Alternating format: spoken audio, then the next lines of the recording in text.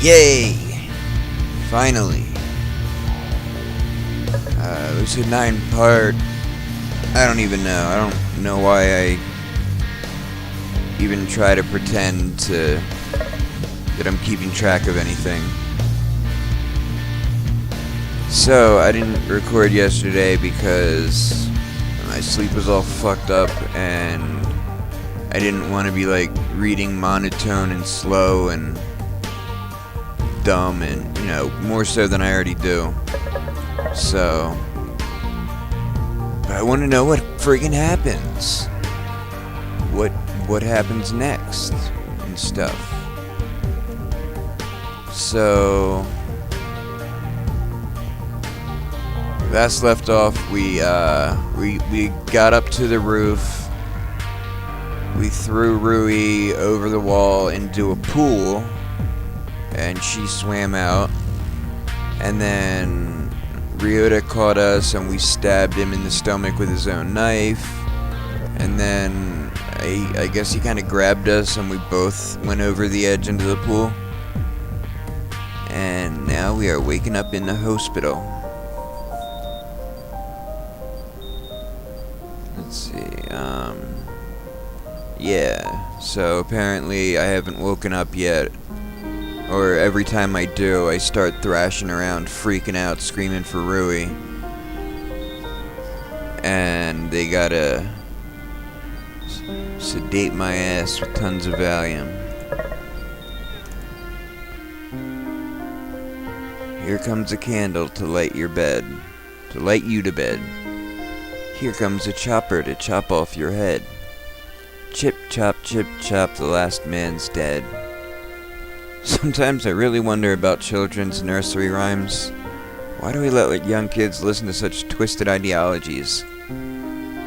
Good question. Children aren't supposed to deal with that kind of stuff. They're supposed to be innocent. Supposed to be innocent.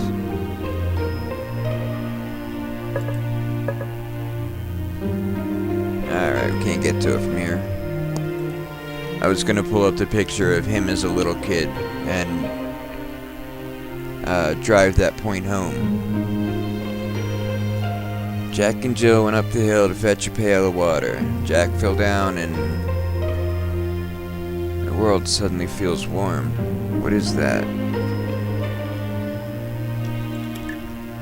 Why is it happening? I suddenly get the impression that I'm awake. I think somebody's holding my hand. The tips of my fingers feel warm, like they're being cradled in a loving palm. Everything else is blinding light that drills into the back of my eyes. Home. Home is here. Home. Finally got to visit you. I'm sorry for the wait. I had to go through therapy to start talking again. I know that the whole thing is over thanks to you, but whenever I close my eyes, well, I guess I'm really thankful that the doctors could help me. I just hope that it'll be the same for you. Well, I'll let you rest up. You'll need a lot of it. Oh, and this old thing? Doctors say I'll be out of it in a week. Apparently it's all in my head. Honestly though, a wheelchair's not all that bad. I kinda feel like royalty. You know how they had those, what are they called, sedans, and they got carried around all the time? I guess it feels like that. I guess, I don't know, I've never heard of it called a sedan, but I'm thinking of like a pharaoh sitting on a big throne and 4 guys on each corner of it, like carrying it on their shoulders. Maybe that's what she's talking about. Oh, and Yama, I love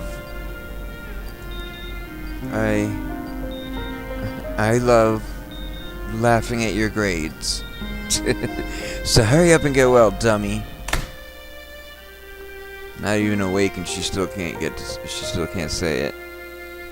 I dream a little longer. My dreams are softer now, a little more delicate, like lace instead of sandpaper. Hey, there's the picture I wanted to bring up. Look at him. Look at how innocent he is, and his whole life is still ahead of him, and the weight of the world hasn't crushed his spirit yet. He's still gonna do things. I see a young kid grasping the hand of his older sister. In another world, that kid grows up to be more confident, more assured. He learns how to deal with bullies so he won't bother his sister. He learns how to study and makes friends and plays soccer like all the other boys his age. He doesn't withdraw, lost in his room. He doesn't keep to himself on the playground. He's a happy young boy who turns into a happy teenager. He goes to the prestigious middle school in the area, the academy, to follow in his sister's footsteps, because his family never left the city.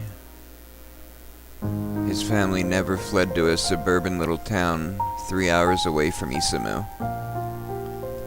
His family stayed because in this other world, there was never an event that had to do with a bus, a blizzard, a loose tread, a frozen river.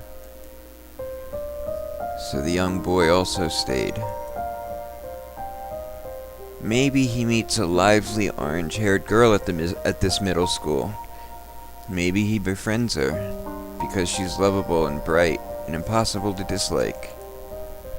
Or maybe he doesn't. Maybe he falls in with a different crowd, a sea of faces that play soccer, and grab ramen on snowy days, and study in the library when it's raining. Either way, he flourishes, loves his life, maybe dates once or twice.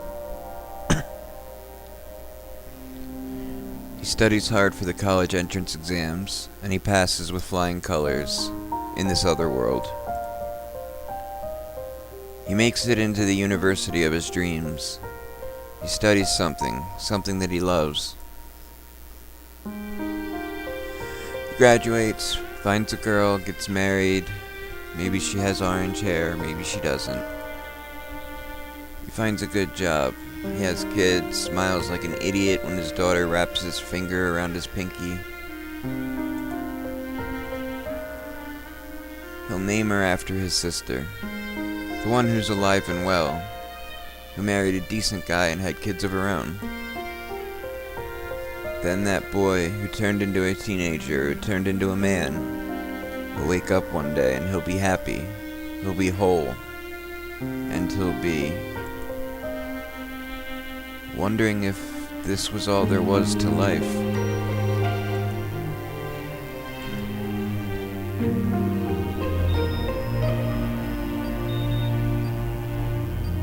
My eyes peel open sluggishly like they haven't done so for a decade. My muscles feel weak and lifeless. Spindled slugs on a sidewalk. My throat's dry and my head smarting. It's like I'm in the hospital. I noticed that a nurse is at my bedside, fiddling with the IV drip on the table. She seems tired. Drawn eyes, tight frown. I clear my throat to get her attention. Excuse me. The words eject into a queasy croak. The nurse jumps at the raw noise, but relaxes when she notices it's me. Oh, wonderful, you're awake. Her voice is chipper, but I notice how she eyes me with caution.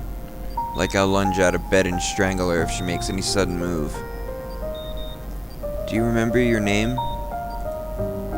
Yama Ishimoto. Good. Do you remember how you got here? By ambulance, I'd assume? I wheeze in dry laughter. Everything seems funny. The nurse eyes me for a minute, then presses the intercom. "Doctor, the patient's awake. Can you speak with him?"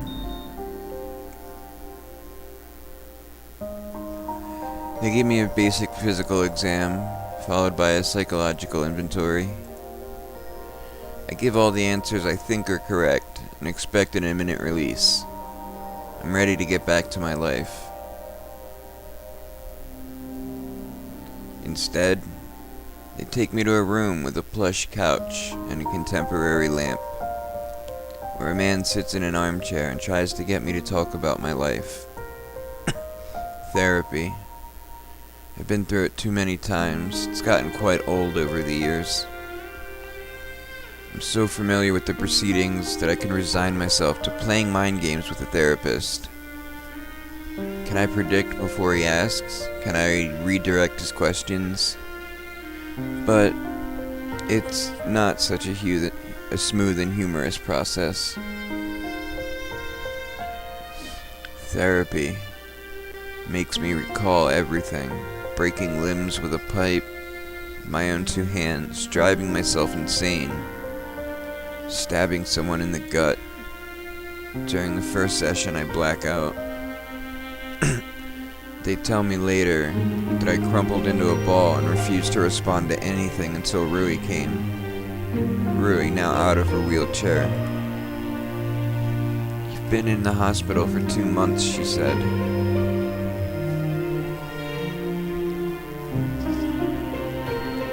Rui holds my hand in the next session.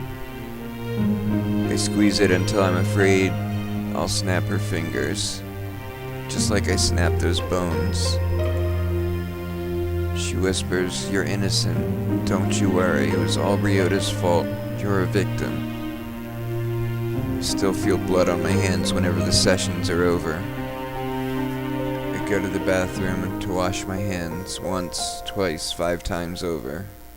It still runs slick and steady over my wrists and into my forearms when I exit the bathroom.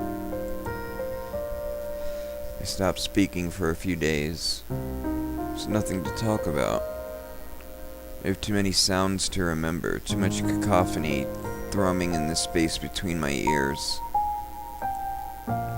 Rui sits by me, feeds me when I have no strength to lift the spoon, pulls the covers up to my chin, like my mom should have done. She tells me stories. A princess and a knight, a detective and a bar singer, a celebrity and an unfortunate grocer. Some days I just sit and hold her hand, watching her eyes dance, as she paints imagery canvases with her words. Speaking so much tires her out quickly. Sometimes she nods off in the middle of a sentence. So I lean her head on my shoulder and listen to the even rhythm of her breath. It's softer than the discord in my brain. Sometimes it lulls me to sleep too. Then comes the session where I remember everything, every last bit, and I lose consciousness again.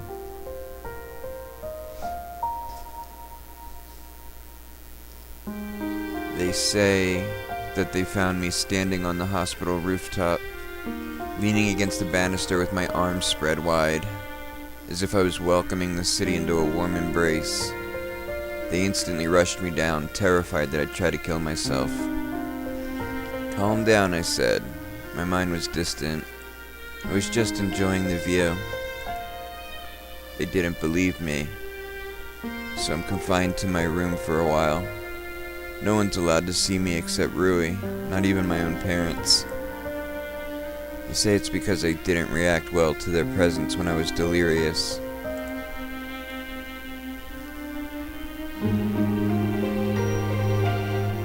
Man. You know, I don't think I would have considered all of this if they didn't, spell it out here. How much going through something like that would fucking fuck with your mind.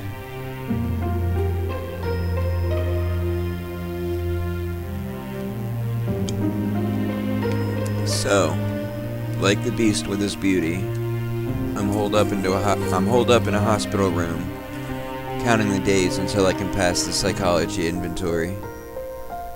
Rui brings gifts from the others, envelopes and gift wrap boxes and overly large bags that could have only been funded by Yahiko's purse. They're nice, and the thought is touching, but I tell Rui to return them all. I plan on staying here, keeping the blood on my hands in one room. Rui cries every time, a heartbreaking, frustrating kind of crying. She punches me in the shoulder and yells it's not my fault. It's Ryota's. Why can't I get that through my head? Even if my brain agrees, my hands remember. The scratchiness of the pipes, the vibration of each terrible impact, the oozing, sinking feeling of a knife sinking into flesh. So I only can kiss her on the forehead and thank her for staying with me. She doesn't blush. She doesn't even look remotely embarrassed. In fact, I think the gesture only makes her angrier. "We're gonna make you well, Yama." She screams this out the window like some kind of oath. "You're gonna be just fine." I attended more sessions, stay isolated from family and friends. My parents pay for the sessions, but I see nothing more of them. Legally, they're allowed to see me, but they don't insist. They probably don't want to see me anyway. They haven't for years. More days slip by. I wonder if our friends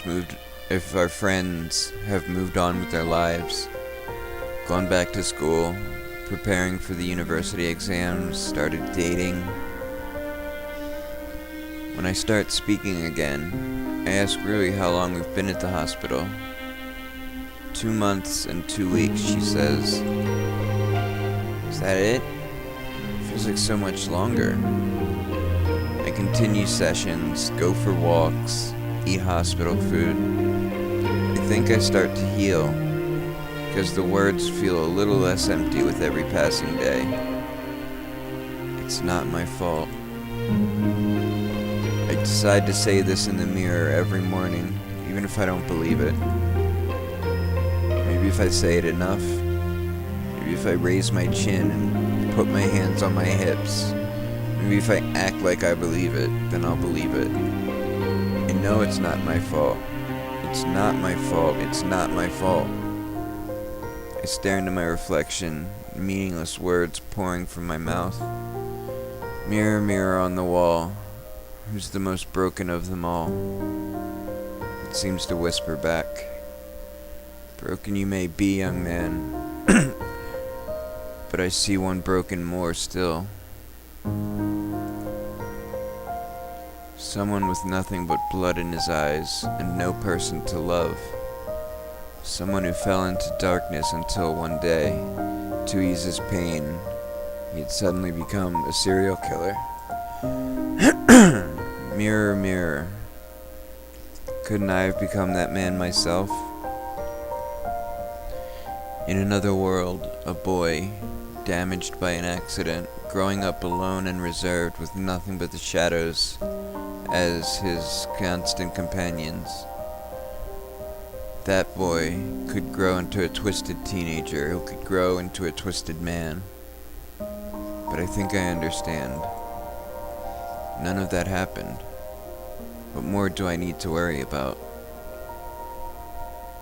Maybe I disfigured an innocent student. Maybe I stabbed a human being. Maybe I took part in a nightmare that never should have been dreamt. But in this world, in these circumstances, I'm not a twisted, lonely little boy. I grew up showered with love, surrounded by friends, given an ordinary school life. The me standing here and now, Wouldn't voluntarily lift a pipe or a knife to hurt someone without purpose. Because I'm not anyone else. Eventually, I stopped talking to my reflection. I stopped washing my hands every half hour. I feel at peace, I think. At the very least, I stopped blacking out. Rui says that it's been 3 months since our hospitalization. Isamu's now deep in the hold of summer. The blazing July sun and humid forest wind. School's probably back in session. It doesn't stop us from receiving gifts. Cards, letters, candy. Rui gets swamped by them, of course. Surprisingly, even I receive a few. This time, I return them for a different reason. Not because I plan on cutting off outer contact, but because I plan on seeing them in person.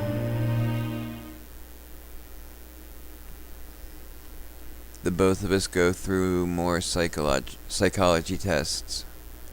This time, they seem happier with our responses, because they finally open the doors. I don't expect visitors, to be honest. Although, I'm no longer bedridden after taking walks around the hospital wing. I expect that the others have gone on with their lives. 3 months is a long time in the hurried pace of a student. But to my surprise, the moment that the hospital lifts my quarantine, 2 figures race into the room in a blur. Minion! It's Yaiko and Masato, dressed in their school uniforms. They're practically bursting with energy. For some reason, seeing them brings tears to my eyes. Embarrassed, I turn away. Dude, these past months have felt like forever. Can't believe that this happened. I can still remember. You didn't come to school the other day. No one knew where you were, and Rui wasn't talking about you. And suddenly, no one could find Rui, and no one could find you, and a hint of his mask comes crumbling down. For the first time, I see Yaiko's face twist in true pain. I was thinking that you guys would be gone, just like Haru, Shoji, Akane. He grits his teeth, shuddering. All I can do is awkwardly pat him on the shoulder.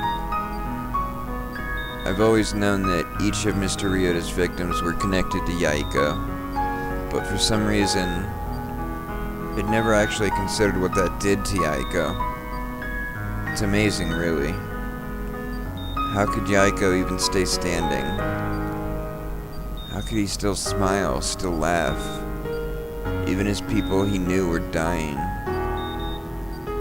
I'd always thought of him as kinda weak and more than kinda stupid, but looks like he was actually stronger than any of us.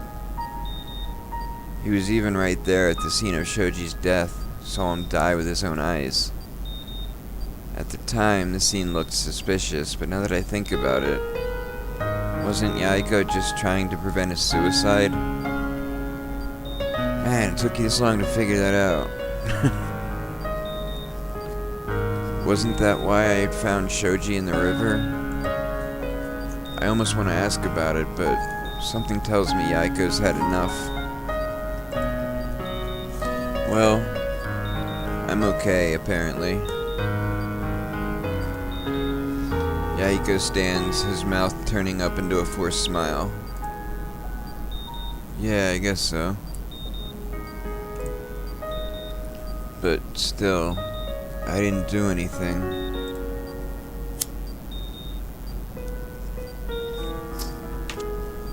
What could you do? You didn't even know where we were. Yaiko's eyes shift to the side and he clears his throat. Masato's eyebrows tighten slightly, but he says nothing. Actually, Shigure called us. What? Well, mean, technically, I guess it was after the fact, but still. We needed to know why you were hospitalized.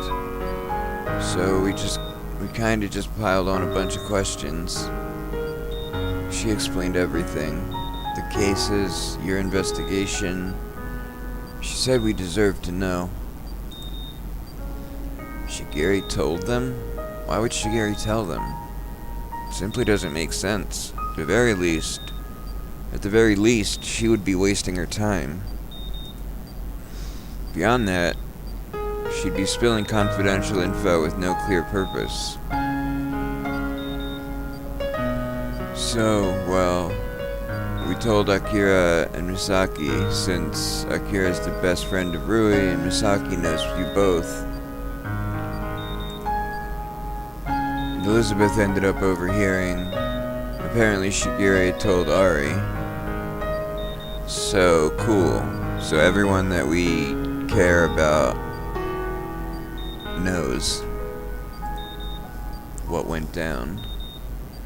We visited you a few times, but you were either knocked out or you started thrashing around, and then they kicked us out entirely. So that's why they stayed so worried. That's why they were so persistent with the gifts. I guess it's not every day that one of your friends tries to fight a serial killer. A smile of gratitude tugs at my lips, and I feel a little warmer inside. They really cared a lot for us, didn't they? Thanks, Yaiko. Yaiko only nods mutedly. I glance at Masato, only to find that he's still stewing. To think of it, he hasn't said a word. Masato? Damn it! Yaiko and I jump at Masato's sudden exclamation. I'm a shack full dumber. Goddamn gibberish. Like, if it was slang, that'd be one thing, but this is actually just gibberish. The fullest dummery dumber. What? Be quiet slightly, speaking through gritted teeth. I was stupid blind. I didn't see nothing but myself. I'm real sorry, man. Wait, where is this coming from? Honestly, I'm just surprised to see him here. I wasn't fair to you, man. I was throwing a tantrum like Lil Habiki. Saying all those words, not listening to you. Something only a shacking full dumber would do. Shacking full dumber. Should have asked what was going on instead of assuming everything. His apology catches me off guard. Well, thanks, but he was right. Just after he told me to be nice to Rui, I treated her like trash. Maybe he could sense it coming. Maybe he saw something was wrong with me. Wait, now that I'm paying more attention, I notice that Masato's hair is damp. Not only that, but there's a faint smell of chlorine. Masato, were you just swimming? Huh? Well, yeah, I guess. Technically it's summer, and technically it's pretty normal to be swimming, but something churns slowly in my brain. Disused, but still keen. Well, you know, all you talk about is track. Yama's probably tired of hearing it by now.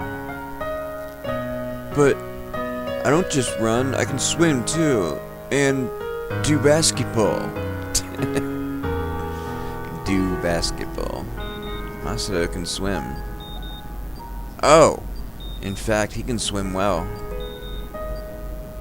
Masato's incredibly athletic. A last person who I'd spoken to before I'd seen Shoji drowning in that river, before I'd almost drowned, had been Masato. He could have easily hauled Shoji and me to shore, even if we were both hopeless at swimming. Odd, it was 3 months ago, but each memory feels as vivid as yesterday, vibrant and full of life. Guess I should seize the moment. Did you save us? Save who now? Me and Shoji from drowning 3 months ago? Oh. That's definitely a yes. It's not like he'd forget saving 2 people from drowning, even if it was 3 months ago.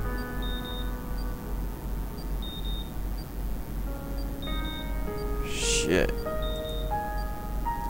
Wait, you guys almost drowned? Well, we didn't, thanks to Masato. Yaiko's face twists for a moment, and for one terrible second, I think he's about to cry. And then... Did you see a mermaid?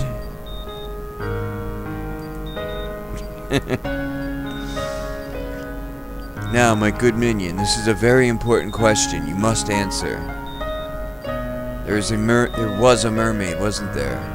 Beautiful with long hair and a voice that sounded like a really nice voice. To answer or not to answer? Why not? Well, she sung just like you. Really? She must have been amazing. It was definitely worthy of all. I knew it. The hell are you saying, Yama? There was no mermaid. What? This overdramatic gasp is punctuated with a very long silence. And then Masato snorts. I chuckle, Yahiko giggles, Yasudo. And pretty soon the 3 of us are collapsed on the ground, rolling in uncontrollable laughter. My sides ache and my chest heaves, and every possible muscle and every possible limb is protesting with a sore ache. But it feels good, like the stress is just melting out of my body. Finally we pick ourselves up, brushing at our eyes. Good to see you're still with us, man. Might want to take a rest, because there's a lot of people waiting to talk with you. You're almost as famous as I am. Wait, what? Later, man. Whoops. Rest up, good minion. Putting you to work the moment you recover. Wait, what do you mean that I'm... But they've already skipped out of the room, leaving me completely bewildered. I wait for another visitor, but my door doesn't open again. Maybe people are coming later? I'm hungry. It'd be nice. After talking with Masato and Yaiko, everything feels normal. Kinda like the world, after being knocked off course, has found its bearings again. Ah, shit, who's... On your feet, soldier! Ha! Oh, God. Ari! Did you bring me a peach?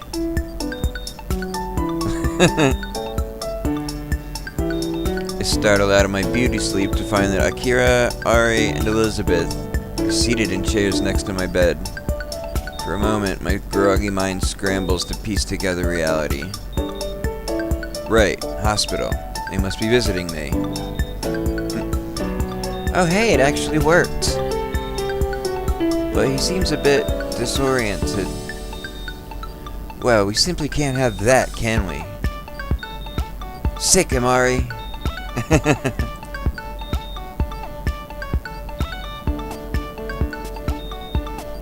Or don't. Elizabeth clears her voice and arches an eyebrow in my direction. So, Yamashimoto. So, Elizabeth Oshiro. She suddenly lurches to her feet, glaring darkly at me.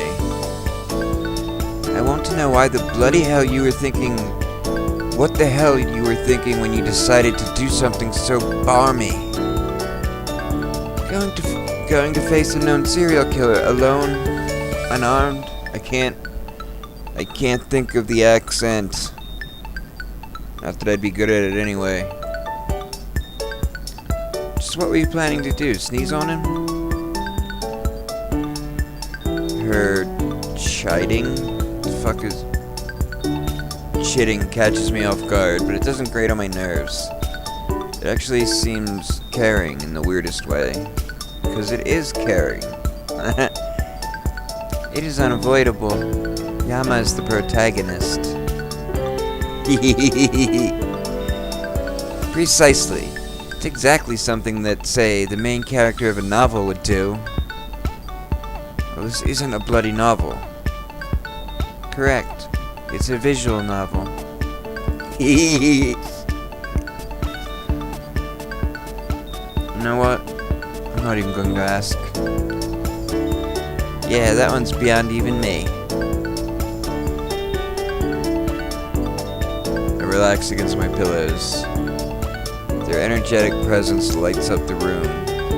I didn't realize how much I missed just being an ordinary kid, hanging out with his friends, getting ready for university until now. Right. Ordinary life. Friends. I can just talk about normal stuff. Stupid stuff. I clear my throat awkwardly, struggling for words. So how's school been? Wait, you're asking about school? Who are you and what have you done with Yama Ishimoto? Well, it's a welcome break from thinking about serial killers. You speak truth. She turns to Elizabeth, as if deferring to authority. Elizabeth smiles appreciatively. Well, the Academy's been fighting it off as long as possible. They were finally forced to shut down. Just today, actually. Public scandal was too much for them to bribe off, apparently. Police are currently conducting an investigation to see how deep this murder scheme goes, and why it seems to center around Yaiko Ikari. Oh yeah, we still don't have everything figured out. I thought this was, like, gonna be the ending. But I guess there's still a bit more. But before I can stop it, my brain automatically kicks back into investigation mode. Have they found anything? Unfortunately, no. It's unusual, actually, how clean and tidy these killings are. There's no ties to any faculty, no apparent motive, no links to any accomplices, and Mr. Ryota has gone off his trolley from the moment he's been apprehended.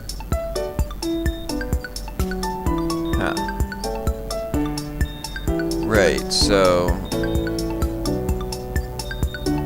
me and Rui were the only people, like, who could have really given significant insight into what he was doing if apparently he's not coming forward himself. I guess that means he's alive.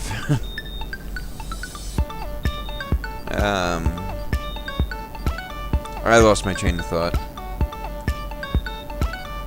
Nothing he says makes any sense. I briefly recall a discussion about Aztec gods and blood rituals. Right, so we would have a little bit more insight, like to share with Shigeri maybe, but we've been in asylum, so maybe we can, now that we're, like, cognizant.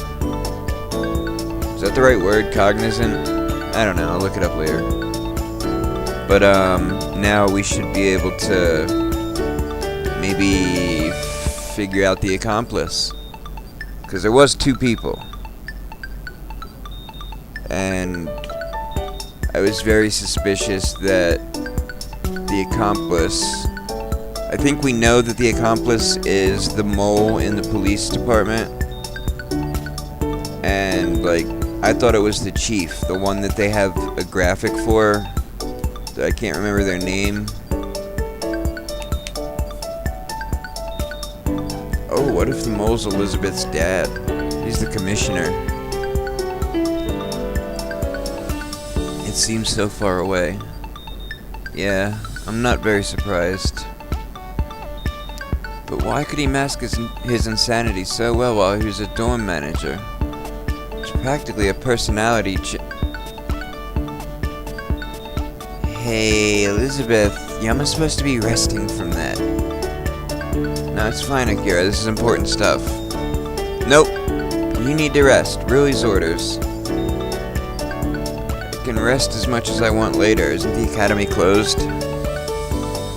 Actually, there's an interesting story behind that, too.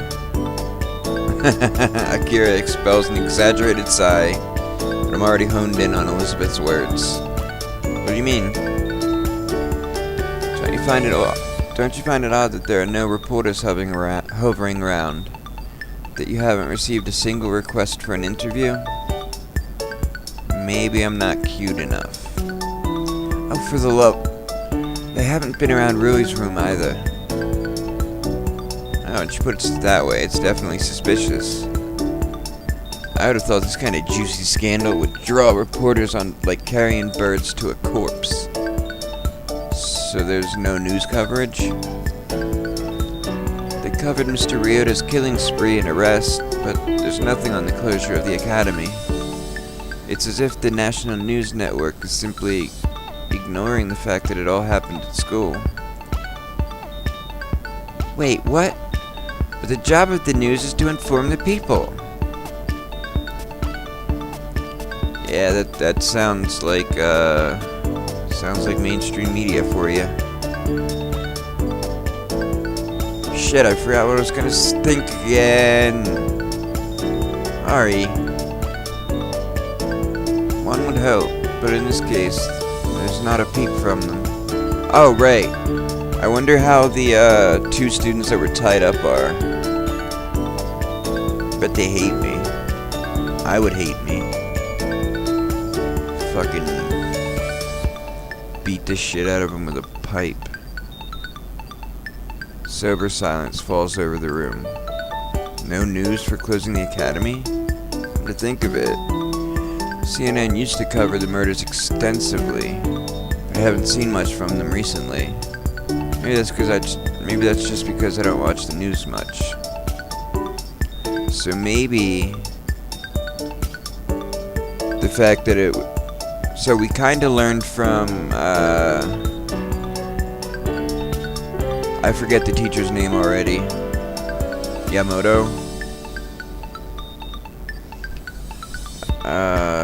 Whatever the fuck his name is. He did kind of allude to us that the people that he was choosing to kill were surrounding Yaiko, but not because of Yaiko, it was because of his parents. And that if he went after his parents' friends, or people close to his parents, that would arouse suspicion. So this way, he was able to send a message to them for whatever reason, and they're higher ups at Lemniscate, so maybe they have some kind of influence that's keeping the news quiet about it. But I guess time will tell. Shut up and read more. Well, we should get going. You need to rest up. She reaches out her hand as if to pat me on the shoulder, but suddenly withdraws it, looking away. Bye. Man, why is she so flippin' and weird? I wouldn't mind it if she didn't flip to, like, I don't know, sadness, because then I feel bad. Like, what's wrong? She quickly runs out of the room. Elizabeth snorts, but her features eventually soften into, dare I say it, admiration. Rescuing Ryu is an admirable feat, Yama Ishimoto. Utterly batty, perhaps, but admirable. Ari! Can I have a peach? Ari is the only one left. Her gaze fixes on me, almost like she's examining an alien specimen. What is it? You seem uncomfortable. Actually, the bed's really nice. Not that kind of uncomfortable. Oh, good, it's playing hers. Maybe that means that she's not gonna leave right away, because she didn't really get to talk. I wait for her to elaborate, but she doesn't say anything more. She only slips back into her chair. I can sing. Singing can help you sleep. Oh, thanks. Something about the weight of her words makes me think that this is more than an offer to sing. It's almost an expression of trust. I'd like that. Ari smiles just the teensiest bit and closes her eyes. The intricate melody that spills from her lips practically eases my muscles into butter. I've forgotten how nice her voice sounded. Barely takes me any time before I've slipped away from consciousness. Oh, no peach. I wake up on my own this time. Fully expect the room to be vacant, to be accompanied by only the ticking of the clock, to be utterly silent. But instead, I'm greeted with the sight of a girl seated in the chair beside my bed. Shigeri? I think she's the only one who hasn't visited us yet. Yep. Wait, not girl, woman. Shigeri. She doesn't even look up from... Is that a book she's reading? No, files. Long files, apparently. Ah, Ishimoto, you're awake. Or sleep-talking. Highly improbable. I smirk at that. Even Shigeri seems to be smiling. So, what brings you to my humble abode? Shouldn't you be working? Ryota has already been apprehended. I see no further need for my presence in the precinct. Right, because she's freelance. Really? Shigeri's eyebrow gives the barest twitch of irritation. Or is there more to the story? Like, maybe, I don't know, they officially considered the case closed, so you're no longer granted access to the investigation? Haha, bullseye. It's kind of weird. Aren't you the reason they managed to get Ryota in the first place? I expect her to explode in a fit of intricate insults, but instead, she hunches over as if a large weight is bearing down on her shoulders. There are unusual movements in Isamu, Ishimoto. Huh? Something is stirring beneath the surface. Something bigger than any of us could ever imagine. And I'm the chosen one, born to master the 5 elements and take down the ultimate evil in this world? Absolutely not. Then maybe the shining sword of the chosen one? Oh, please. At best, you're a blunt arrow. Sharper than the average rock, but only just. Ouch. Can you give me back the Shigeri from 3 months ago? I liked her better. I'm afraid she will never make another appearance. But when she snaps her file shut, her smirk softens into a genuine smile. It's good that you did not die, Ishimoto. Hey, she's smiling without without pushing her glasses up. Knew she could do it. Although I'm uncertain of its relevance, I told myself that as soon as you were coherent, I might relate my story to you. Word? What's that supposed to mean? You may have noticed my certain unusual reaction to your phone call. Come again? I knew that you wouldn't have believed me. You never even needed me as your assistant in the first place. I wouldn't have believed you? But you didn't even try. I would have believed you, I would. If you had just trusted me, if you just...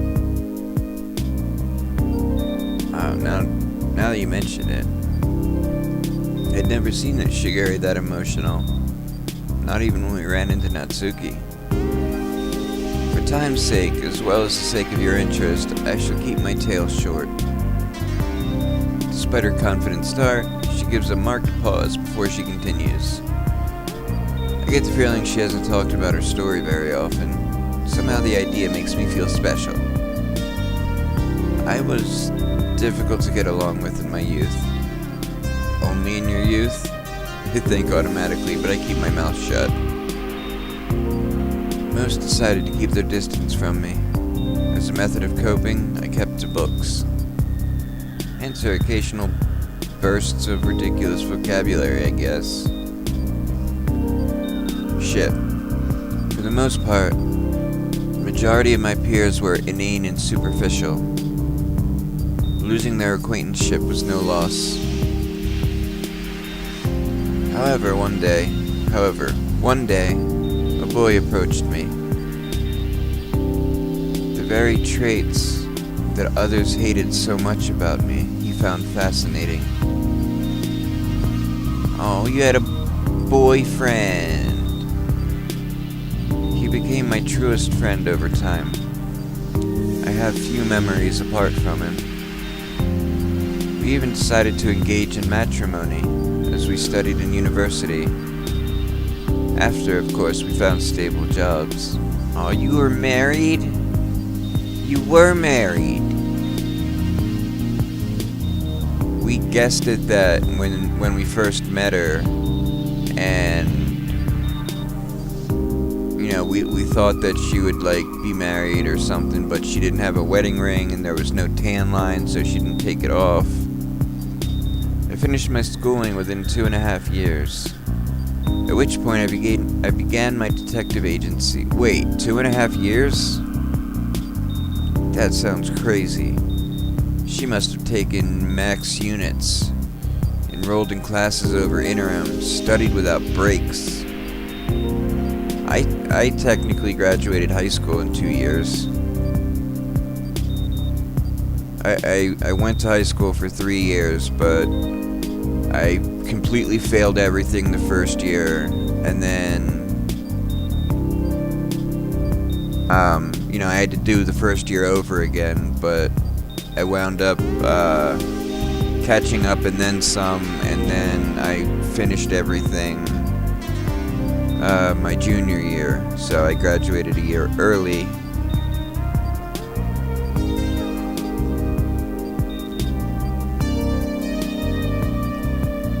To a special school that allowed you to bust shit out at your own pace. And then I never went to college, or even tried to. It was very anticlimactic and pointless that I fucking graduated high school. I don't think the diploma has ever helped me get a job. Guess it just would have helped me get into a college. But I never did, nor do I still know what I want to be when I grow up. What the fuck? Oh damn, I hope they're okay. It's this is the second nor'easter that we've had this week. The first one was just rain. This one is a shit ton of snow, and a car just skidded off the road into something outside.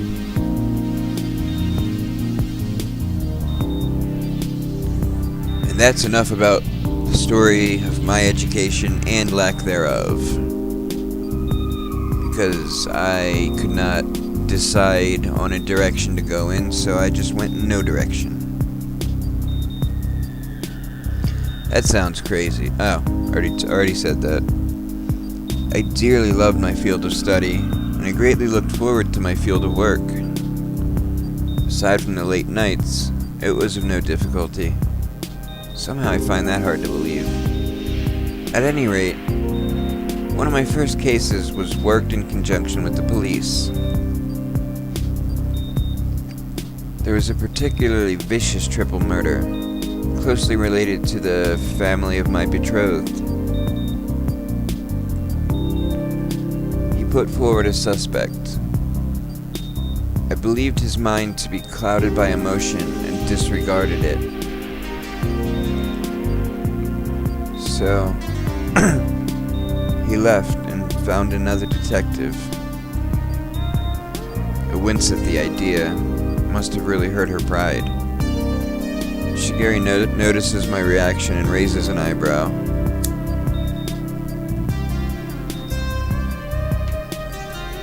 It was a sore betrayal, Ishimoto. My pride was not the only aspect that was in pain. Man, she is really astute. She read my mind basically, just off of my body language. It may be akin to Rui losing trust in you. Even though you thought that she, of all people, would continue to support you. Just the thought sends me reeling. I quickly decide not to consider it again.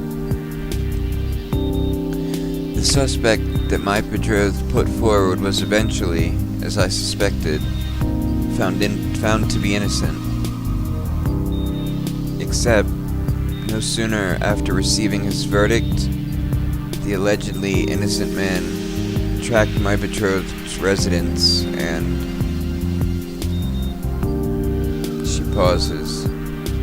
The edges of her expression crumble, but she holds strong. There was another murder that day, one I could not handle. Oh man. That's rough all around. Oh. So he clouded in, well, I don't know. All I wished for was to take back my actions. I wished that he had believed in me, and that I had believed in him. So when I had run around by myself, when I planned on facing Ryota by my own initiative, no wonder she was so panicked.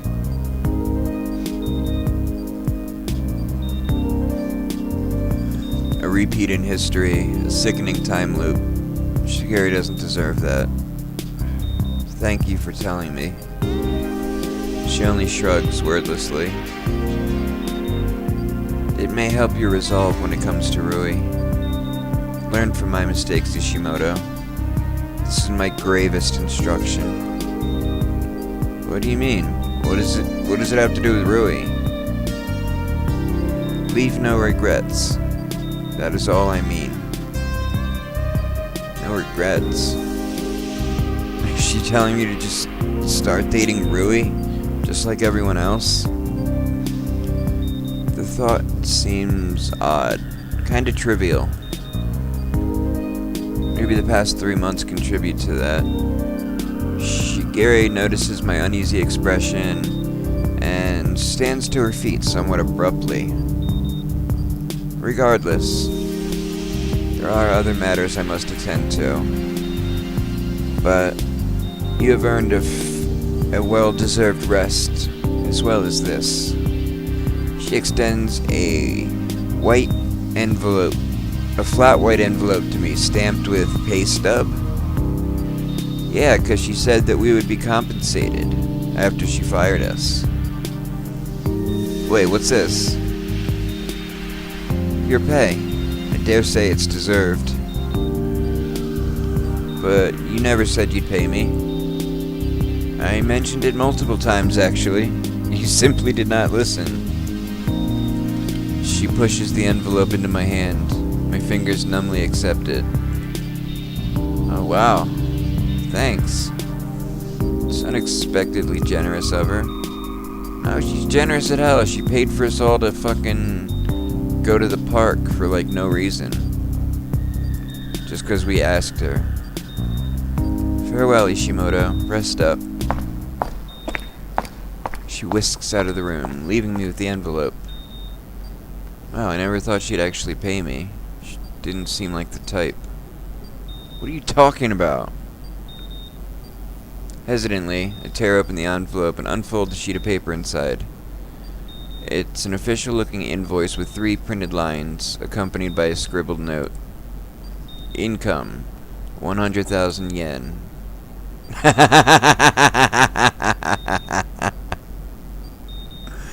100,000 yen. Theme park tickets, 110,000 yen. Debt, 10,000. So I owe her 10 grand. However, as my magnanimity my magnanimity knows no bounds, I shall benignantly waive your debt. Shigeru Ishimoto. I forget her last name. Ishimoto. We're gonna go with. No, that's our last name. I totally should have seen this coming. He laughed just like I did. Very well, Ishiyama. Let us depart. Really? And you're paying for everyone? Oh yes, with your future wages. Damn. She said that too. I should have known something was up from the moment Shigeru started complimenting me. Nevertheless, I'm chuckling to myself even as I slip the pay stub back into the envelope. That's definitely more like Shigeru.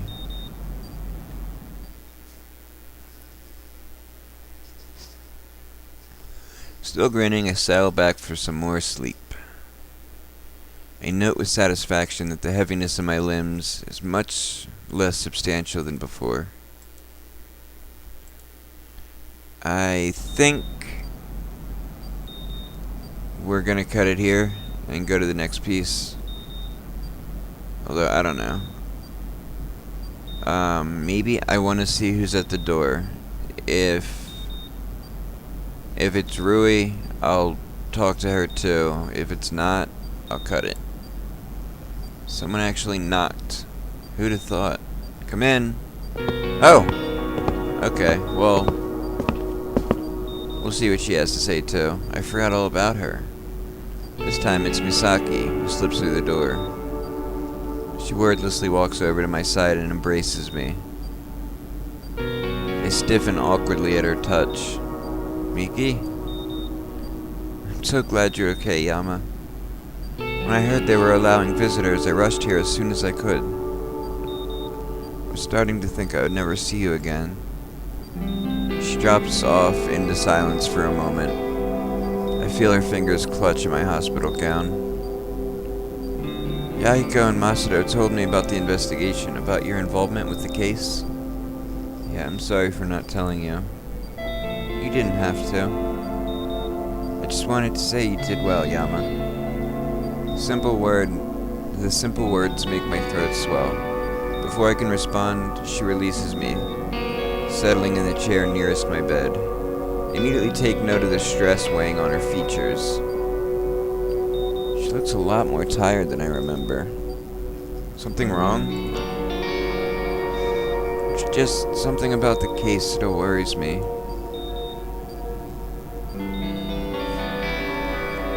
Have you heard about the recent uproar on Twitter? Can't say that I have. Do I still have a phone? Well, it seems the murders caused a political firestorm. People are angry at how the government handled the incident. Wait, why is the government getting backlash? Aren't the murders a local issue? Misaki shakes her head. After his re-election last week, Mayor Inori held a press conference. According to reports, Mr. Ryota was an immigrant. Oh my... Where are they going with this?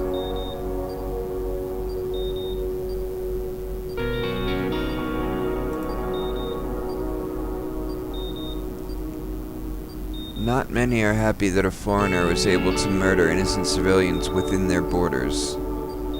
So, the mayor blamed Japan's government for granting amnesty to undocumented workers to compensate for the financial crash in 2007.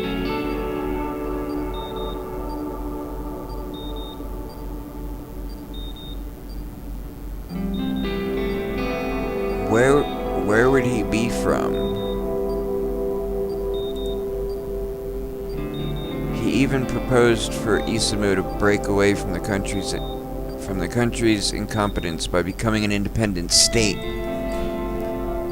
Dog, that's crazy. That's crazier than Texas saying they're gonna do it. 'Cause you're like a city, right? Can only remain in stunned silence at this revelation. Mayor Inori is using the murders as his political platform. With all this attention revolving around Ryota, why is the Academy being excluded from the media? Alright,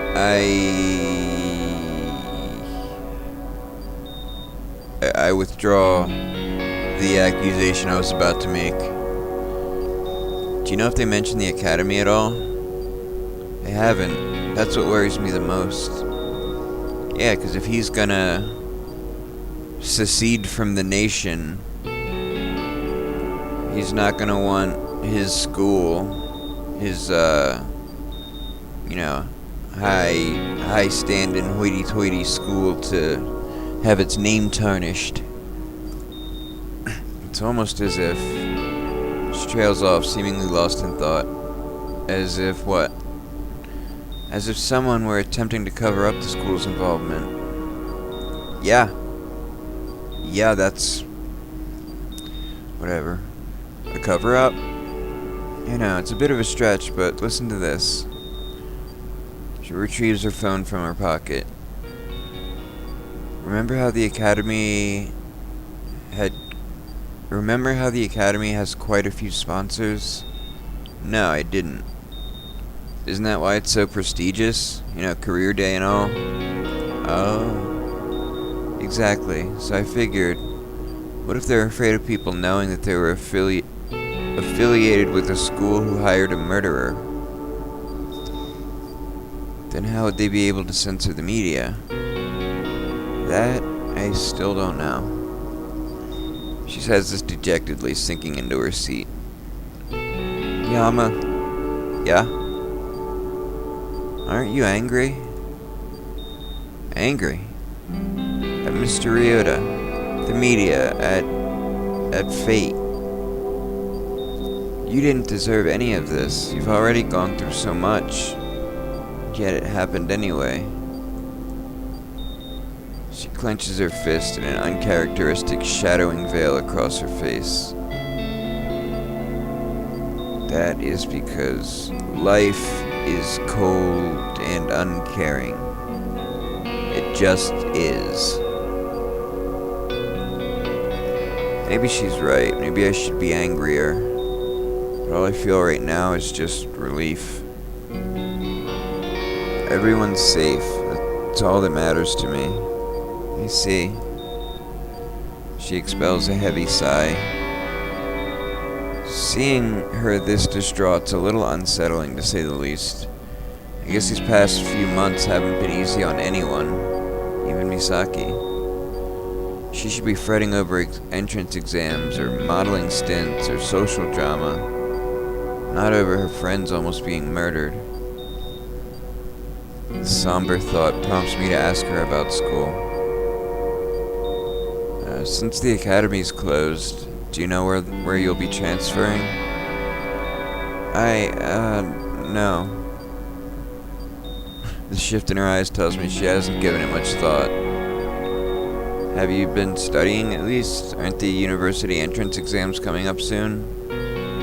What are you, my teacher? I'll take that as a no. School hasn't been my top priority lately. Never has been, to be honest. So you're not worried about getting into university? Oh, really? How did I think about it? She never explicitly said she was planning to attend. So what are you doing after high school? The words slipped from my mouth before I'm able to grasp what I just said. She's gonna be a model, 'cause she already is. Ironic. I never expected I'd be the one to ask this question. I don't know. What about modeling? As much as I enjoy it, I don't think I'm fit for it. What? Why not? I thought you loved your job. I do, but... Damn it. She averts her gaze, twirling her phone between her fingers.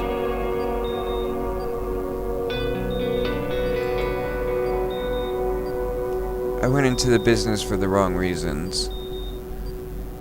I thought it was an opportunity to experience something new, you know? I thought it would be easy. But it's not. I can't cope with the stress, I can't focus. I'm always irritable. Tell me, what company would want someone like that? Mika, you're not... But it's true, Yama, you've seen it. You never really think these things through. I just don't know what to do anymore.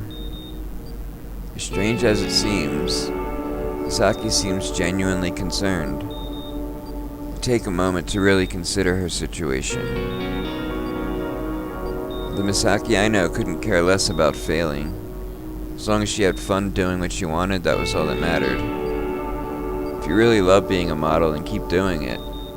If you lose interest in it, then you can always try something else. Oh, that was a very quick change of expression. For a moment, Misaki's expression is unreadable. I'm afraid I've said something extremely cheesy, but she flashes me a bright smile. Wise words from an old man. She's a year older than me. Thank you, Yama. Don't mention it. For some reason, the sincerity in her voice flusters me. Usually, she's the one giving me these kinds of pep talks. Suppose I should let you rest. I still need to speak with Rui. I'm sure you'll be alright. Yeah. Thanks for stopping by, Miki. Of course. Rest well, Yama. After flashing one last smile, she strides out of the door. It was surprising to see Misaki so anxious, but then again, it's only natural considering everything that's happened. The academy's being excluded from the media, citizens are fed up with the government, Mayor Inori is calling for sovereignty. It seems change is imminent for Isamu. The fact that the murders have garnered so much attention on this scale still boggles my mind. Not wanting to dwell on it for too long, I forced myself to clear my head. I can think more on this later. For now, I should focus on the people around me. It's probably all I can do. And I'm gonna cut it here, because I haven't been paying attention to the clock, because I never do. And I'm also hungry, so I'm gonna eat something. And then find out what happens next. Peace!